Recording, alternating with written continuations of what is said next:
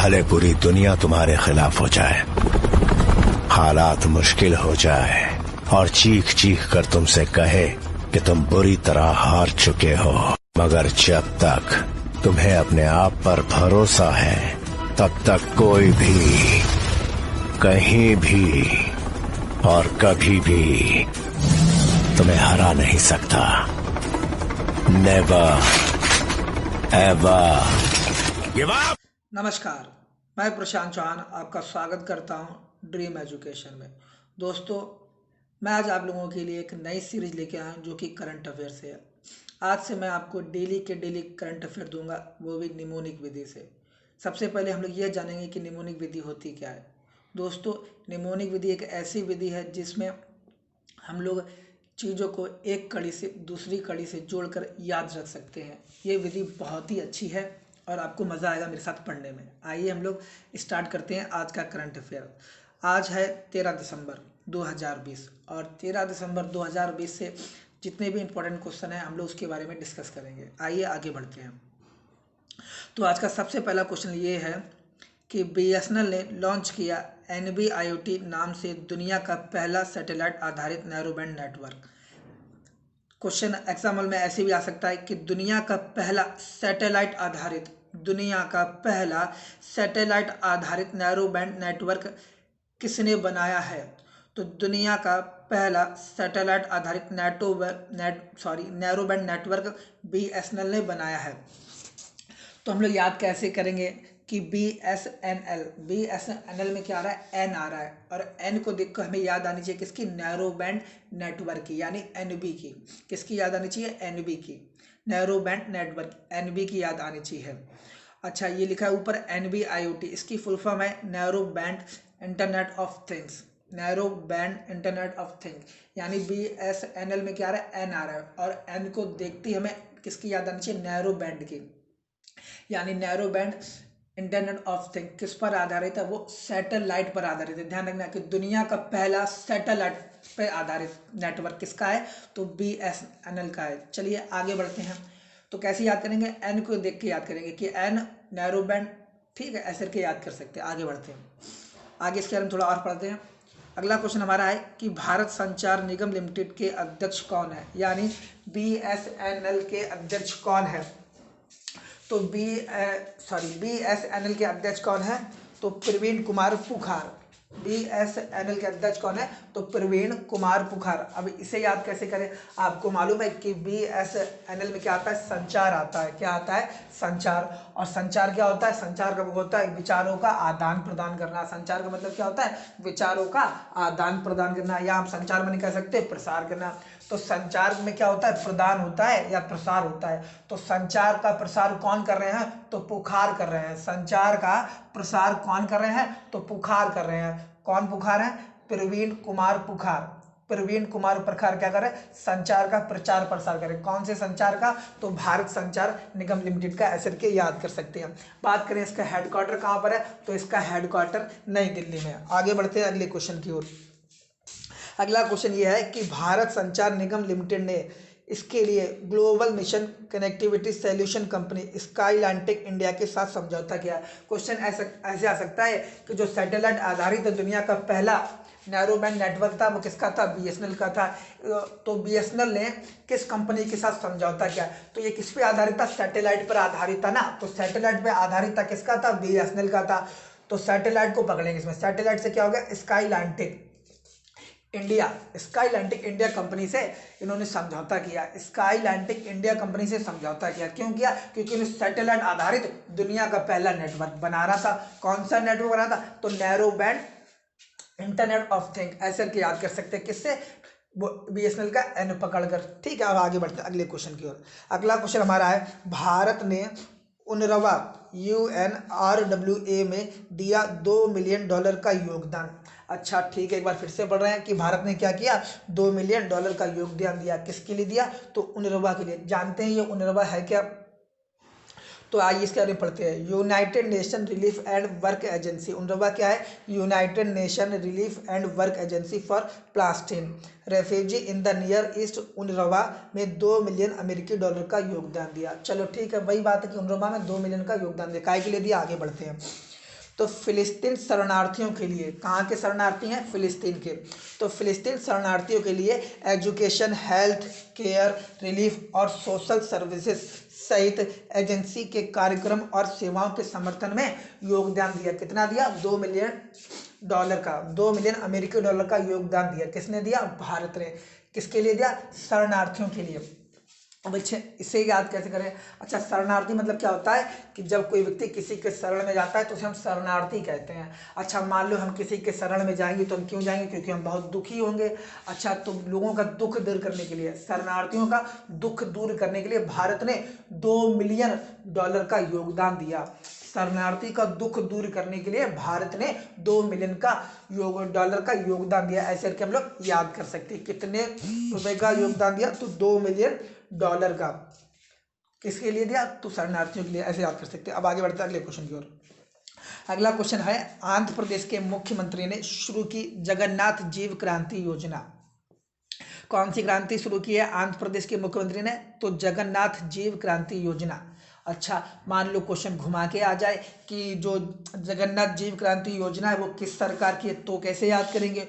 तो ऐसे याद कर सकते हैं कि जो, चलो इसके बारे में आगे पढ़ते हैं पहले। हाँ, इस योजना के तहत 4.69 लाख मवेशियों को गाय, भैंस जैसे पशु वितरित किए जाएंगे। मुख्यमंत्री के अनुसार इससे 4.6 लाख लाभार्थियों को भेड़ वितरण और बकरी वितरण की प्रक्रिया जल्द ही शुरू कर दी जाएगी। तो ये हमारी जो जीव क्रांति जगन्नाथ योजना है, यानी जगन्नाथ जीव क्रांति योजना है, वो किससे संबंधित है? तो जानवरों से संबंधित है। जगन्नाथ जीव क्रांति किससे संबंधित है? तो जानवरों से संबंधित है। ऐसे करके याद कर सकते हैं। अब क्वेश्चन घुमा के आ जाए कि जो जगन्नाथ जीव क्रांति है वो किस सरकार की है, तब हम लोग क्या करेंगे? तो एक आपको फनी बता रहा है कि एक मेरा दोस्त था, वो आंध्र प्रदेश को ऐसे बोलता था, अंधा अंधा अंधा। तो मैंने उससे कहा ये अंडा अंडा क्या ला रखा है? वो कह रहा है अंडा नहीं अंधा। तो कहने मतलब है जो भी जो अंडा है ना वो कौन देते? भाई देते तो हमारे जीवी जंतु देते ना, जानवर। तो जैसे ही जीव की बात आए तो जीव को देख के हमें अंडे की याद आनी चाहिए। अच्छा, अंधा अंधा अंधा अंधा अंधा मतलब आंध्र प्रदेश की याद आनी चाहिए। तो मेरे पास यही तरीका था याद कराने के लिए। अब आगे बढ़ते हैं अगले क्वेश्चन की ओर। अगला क्वेश्चन हमारा है, जो गार्डन और कमला हैरिस को नामित किया गया पर्सन ऑफ द ईयर सम्मान से। जो गार्डन और कमला हैरिस को नामित किया गया पर्सन ऑफ द ईयर सम्मान से। तो क्वेश्चन घूम के भी आ सकता है कि पर्सन ऑफ द ईयर सम्मान किसे मिला है? तो जो गार्डन और कमला हैरिस को। अच्छा, जो गार्डन और कमला हैरिस को हैं कौन? तो जो गार्डन अमेरिका के अभी जल्द ही में 46वें राष्ट्रपति बने हैं और कमला हैरिस अमेरिका की उपराष्ट्रपति है, जो भारतीय मूल की पहली उपराष्ट्रपति भी बनी है। तो अच्छा, इसे याद कैसे कर सकते हैं? अच्छा, पर्सन ऑफ द ईयर यानी इस साल का सबसे अच्छा पर्सन दिया गया। किसे दिया? तो जो गार्डन और कमला हैरिस को। अब इसे याद कैसे करेंगे? तो सबसे अच्छा तरीका है कि पर्सन ऑफ द ईयर, तो हम अपने घर में सबसे अच्छा पर्सन किसे मानते हैं? तो अपने भगवान को मानते हैं। हम लोग मान लेंगे कि हमारे घर में सबसे अच्छा पर्सन कौन है? तो वो हमारे भगवान है। तो अच्छा, भगवान से क्या हो गया? भगवान से हो गया हमारे गॉड। अच्छा, गॉड को क्या करते हैं? गॉड को हम लोग कमल चढ़ाते हैं। क्या चढ़ाते हैं? कमल। तो ऐसे करके याद कर सकते सबसे अच्छा पर्सन को क्या करते थे? हम उसे भगवान मानते थे। तो भगवान से क्या हो गया? गॉड हो गया। अच्छा, गॉड को क्या करेंगे हम लोग? कमल चढ़ाएंगे। तो कमल से क्या हो गया? कमला हैरिस हो गया। ऐसे करके याद कर सकते हैं। जो पर्सन ऑफ द ईयर सम्मान है वो किसने दिया है? तो वो टाइम मैगजीन ने दिया। किसने दिया? टाइम मैगजीन ने, जो आप फोटो में भी देख सकते हैं। आगे बढ़ते हैं अगले क्वेश्चन की ओर। अगला क्वेश्चन हमारा है, ईरान ने अफगानिस्तान के साथ शुरू की रेलवे लिंक परियोजना। तो पढ़ते हैं इस परियोजना में क्या है। ईरान और अफगानिस्तान दोनों देशों के बीच बृहस्पतिवार को रेलवे लिंक का उद्घाटन किया गया। अच्छा, थर्सडे को क्या हुआ? रेलवे लिंक का उद्घाटन हो गया। चलो, बहुत अच्छी बात। आगे पढ़ते हैं। यह पूर्वी ईरान से पश्चिमी अफगानिस्तान के बीच 140 किलोमीटर लंबी है। अच्छा, ये पूर्व से पश्चिम के बीच में है, यानी पूर्वी ईरान से पश्चिमी अफगानिस्तान के बीच में है। कितनी लंबी है? 140 किलोमीटर लंबी है। बात करेंगे आगे। यह अफगानिस्तान के हेरात शहर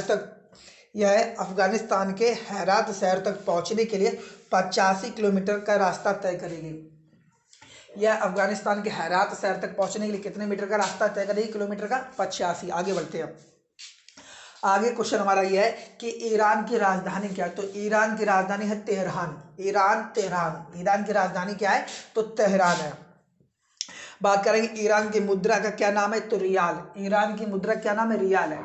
तो हम इसके साथ आपको कुछ और देशों के भी बारे में बताएंगे जिसकी मुद्रा रियाल है। तो उसकी एक ट्रिक है, आप लोग ध्यान से सुनना, इज ओके। क्या ट्रिक है इसकी? Is okay. यानी 5 देश हैं जिनकी इस ट्रिक के माध्यम से हम लोग याद करेंगे, 5 देशों की जिसकी मुद्रा रियाल है। तो ट्रिक क्या हमारी? Is okay. इस मतलब आई और S, is okay, okay Y, ISOKY यानी इज ओके। ISOKY यानी इज ओके। आई से क्या हो गया हमारा? ईरान। एस से हो गया हमारा सऊदी अरब। ओ से हो गया हमारा ओमान। के से हो गया हमारा कतर। और वो वाई से हो गया हमारा यमन। तो ये 5 देश हैं यानी इज ओके, जिनकी मुद्रा क्या है? रियल है। ईरान के साथ साथ हम और भी देशों की याद कर सकते हैं। अगला हमारा क्वेश्चन है, ईरान देश के वर्तमान प्रेसिडेंट कौन है? ईरान देश के वर्तमान प्रेसिडेंट कौन है? तो हसन रूहानी। ईरान के प्रेसिडेंट कौन है? तो ईरान के रूहानी। ईरान के प्रेसिडेंट कौन है? तो रूहानी यानी हसन रूहानी कौन है? यहाँ के राष्ट्रपति या प्रेसिडेंट है। आगे बढ़ते हैं अगले क्वेश्चन की ओर। अगला क्वेश्चन है हमारा, बाला देवी बनी यूरोपीय फुटबॉल लीग मैच में स्कोर करने वाली पहली भारतीय महिला। तो पहली भारतीय महिला कौन बनी है? तो बाला देवी बनी है। इन्होंने क्या काम किया? इन्होंने यूरोपीय फुटबॉल लीग में मैच में स्कोर बनाया है। अच्छा, बाला देवी को देखकर हमें एक बहुत अच्छा गाना याद आ गया जो कि हाउसफुल 4 मूवी का है, जिसमें वो वाला गाना है, बाला ओ बाला शैतान का साला। आप लोगों ने भी गाना सुनाओ, अगर ना सुना तो ज़रूर सुनना कि गाना कौन सा था? बाला ओ बाला शैतान का साला। कौन सी मूवी का है? हाउसफुल 4 मूवी का है। तो उस बाले में हमें बहुत चीज़ अच्छी लगती है, वो लगता है उनका टकला। क्या अच्छा लगता है? उनका जो टकला है। हाँ, और टकले देख कर हमें किसकी याद आती है? हमें फुटबॉल की याद आती है कि उनका जो बाला मूवी में जो टकला था वो किसका तरह था? फुटबॉल की तरह था। ऐसे करके हम लोग याद कर सकते हैं। अगर इस ट्रिक से किसी भी को कष्ट पहुंचता है, ठेस पहुंचता है हाउसफुल मूवी के किसी भी सदस्य को, तो मैं इसकी तरफ से माफ़ी मांगना चाहता हूं। मेरा उद्देश्य किसी की भावनाओं को ठेस पहुंचाना नहीं था, मेरा उद्देश्य है लोगों को चीज़ों को याद कराना। आगे बढ़ते हैं अगले क्वेश्चन की ओर। अगला क्वेश्चन हमारा है, ADB ने लॉन्च किया $9 बिलियन की एशियाई प्रशांत वैक्सीन एक्सेस फैसिलिटी। ठीक है, एशिया ने क्या क्या, सॉरी फिर से पढ़ रहा एक बार। ADB ने लॉन्च किया $9 बिलियन का एशियाई प्रशांत वैक्सीन एक्सेस फैसिलिटी। जानते हैं इसके बारे में? ये है क्या? तो एशियाई विकास बैंक ने विकासशील सदस्य देशों के लिए Asia Pacific vaccine access facility नामक नई पहल की शुरुआत की। अच्छा, काहे के लिए? कि आगे देखते हैं। इस पहल के तहत बैंक ने $9 बिलियन इस पहल के तहत बैंक ने $9 बिलियन की राशि आवंटित की है। एशियाई विकास बैंक देशों के बीच आने वाली चुनौतियों से निपटने एवं महामारी को दूर करने एवं देश में सुधार के लिए यह भूमिका निभा रहा है। अच्छा, कुछ नहीं है, समझते हैं इसके बारे में है क्या। ADB ने लॉन्च की $9 बिलियन की एशिया प्रशांत वैक्सीन एक्सेस की शुरुआत। अच्छा, जो अभी ये वैक्सीन चल रहा है, ये वैक्सीन जो आ रही है, काय की बात हो रही है? कोरोना महामारी की बात हो रही है। लेकिन यहाँ पर वैक्सीन नहीं दी जा रही, यहाँ पे रुपया दिया जा रहा है। क्या दिया जा रहा है? रुपया, यानी पैसे दिए जा रहे हैं। कितने? $9 बिलियन। यहाँ पे वैक्सीन नहीं दी जा रही, यहाँ पे सिर्फ और सिर्फ पैसे दिए जा रहे हैं, यानी रुपए दिए जा रहे हैं। और रुपए किस लिए दिए जा रहे हैं? कि कोरोना महामारी से जो एशिया के देशों को जो आर्थिक संकट पहुंचा है उससे उभरने के लिए यहाँ पर आर्थिक मदद दी जा रही है, बस। और कुछ नहीं इसमें। आप लोग पढ़ सकते हैं आराम से, थोड़ी देर के लिए वीडियो को पॉज करना और आराम से पढ़ लेना। अब आगे बढ़ते हैं, इसके बारे में जानते हैं कि ADB बैंक का मुख्यालय कहाँ है, यानी एशियाई डेवलपमेंट बैंक का मुख्यालय कहाँ पर है? तो फिलीपींस में है। फिलीपींस में कहाँ पर है? तो मनीला में है। फिलीपींस में कहाँ पे है? तो मनीला में। ADB यानी बैंक में क्या होती है? तो मनी से क्या होगा? मनीला। अब आगे बढ़ते हैं, ADB बैंक की स्थापना कब की गई थी? तो 1966 में। 1966 में क्या हुआ था? ADB बैंक की स्थापना की गई थी, यानी 6 में क्या हुई थी? ADB की स्थापना की गई थी। आगे बढ़ते हैं, ADB बैंक के कुल सदस्य देशों की संख्या कितनी है? तो 68 यानी 68 है। ठीक है, आगे बढ़ते हैं। अगला हमारा क्वेश्चन है, लक्षद्वीप भारत का 100% जैविक केंद्र शासित प्रदेश किया गया घोषित। लक्षद्वीप भारत का 100% जैविक केंद्र शासित प्रदेश किया गया घोषित। आइए इसके बारे में पढ़ते हैं और समझते हैं ये है क्या। तो केंद्रीय कृषि मंत्रालय ने लक्षद्वीप को भारत का पहला 100% जैविक केंद्र शासित प्रदेश घोषित किया है। लक्षद्वीप सिक्किम के बाद दूसरा भारत का ऐसा स्थान है जिसे पूरी तरह से जैविक घोषित किया गया है और यह भारत का पहला राज्य है। तो सबसे पहले जानेंगे ये 100% जैविक है क्या। आइए आगे पढ़ते हैं। 100% जैविक प्रदेश होने का मतलब है 100% जैविक प्रदेश होने का मतलब है कि सभी कृषि कार्यों में मतलब खेती का कोई सा भी कार्य हो उसमें बिना सिंथेटिक उर्वरकों और कीटनाशकों का इस्तेमाल करने को कहा जाता है। अच्छा, इस 100% जैविक का मतलब ये है कि लक्षद्वीप में जो भी खेती की जाती है वो पूरी की पूरी बिना किसी खाद के, बिना किसी कीटनाशक के, बिना किसी केमिकल के की जाती है। पूरी एक तरह से हम कह सकते हैं परंपरागत कृषि पर आधारित है, जिसमें सिर्फ और सिर्फ जीवों के मल और मूत्र पर जो खाद बनाई जाती है, जैसे गोबर हो गई, हमारी गोबर क्या है, जैविक खाद है। तो जीवों के जो मल और मूत्र होते हैं उससे जो खाद बनाई जाती है उसी से खेती की जाती है, ऐसे कह सकते हैं। मतलब किसी भी प्रकार की कोई रासायनिक खाद नहीं है, जीवों पर आधारित है। जीवों के जो हमारे उत्पाद होते हैं उससे जो बनती है खाद, उसी तरह से हम कह सकते हैं वो हमारी जैविक खाद है। अच्छा, हम क्वेश्चन को मान लो घुमा दिया जाए कि भारत का वह कौन सा राज्य है। क्वेश्चन घुमा दिया जाए कि भारत का वह कौन सा राज्य है जिसमें 100% जैविक घोषित किया गया है। भारत का वह कौन सा राज्य या केंद्र शासित प्रदेश है जिसे 100% जैविक घोषित किया गया है। तो इसका मतलब अब हम याद कैसे करेंगे कि वो लक्षद्वीप है। तो देखो, जैविक माने क्या होगा कि जीवों के जो मल और मूत्र से बनाया जाता है, तो मल और मूत्र उसमें ला आ रहा है ना, तो ला से क्या होगा, लक्षद्वीप। ये मेरी पहली वीडियो है। अगर आपको अच्छी लगती है तो लाइक करें, कमेंट करें, शेयर करें और साथ ही साथ एंजॉय करें। लेकिन मेरी आपसे विनम्र निवेदन है कि आप लोग मुझे बताएं कि अगर मेरी वीडियो में कोई कमी लगती हो तो आप मुझे बताएं, मैं उसमें सुधार करूंगा और हर दिन कुछ ना कुछ नया लेके आऊँगा और अच्छा से अच्छा करने की कोशिश करूँगा। धन्यवाद। Thank you for watching dream education.